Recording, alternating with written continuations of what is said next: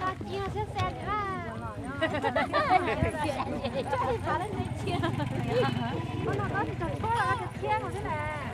Đây chỉ là bàn lên đây nè. Phải không đến rồi.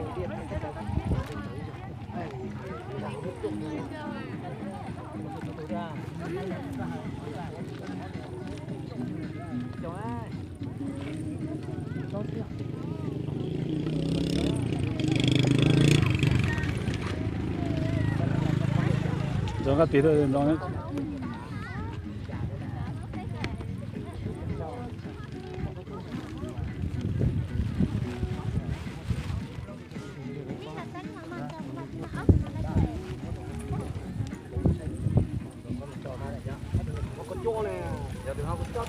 Đá mà bây giờ.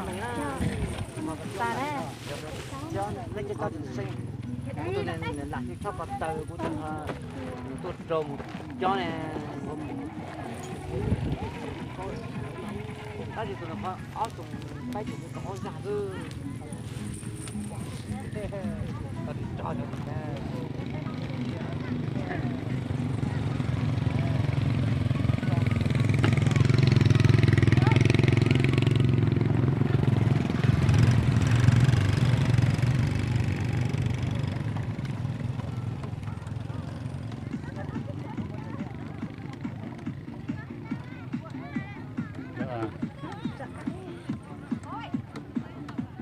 mình tao cũng nhớ tao có chế hở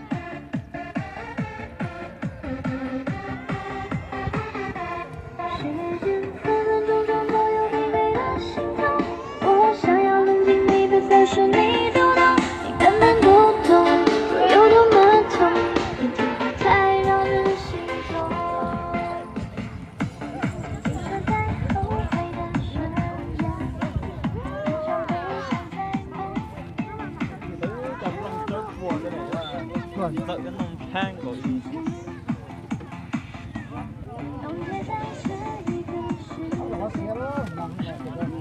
làm ở chỗ này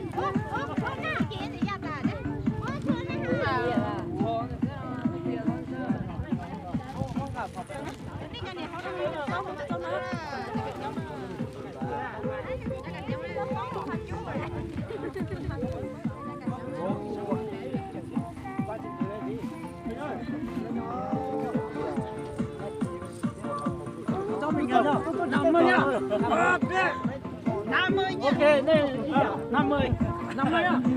Ô, cho 50 thì chúng ta quá. Ô, cho nó số cho hồng nữa à. Để trả rồi cái này nữa. Ô, 50 hả được chứ? Đấy, nhau à. Chia sinh chạm. Từ lọ nữa.กันnhau đấy nhỉ?กันlọ nữa. Lâu lắm. Nhau rồi.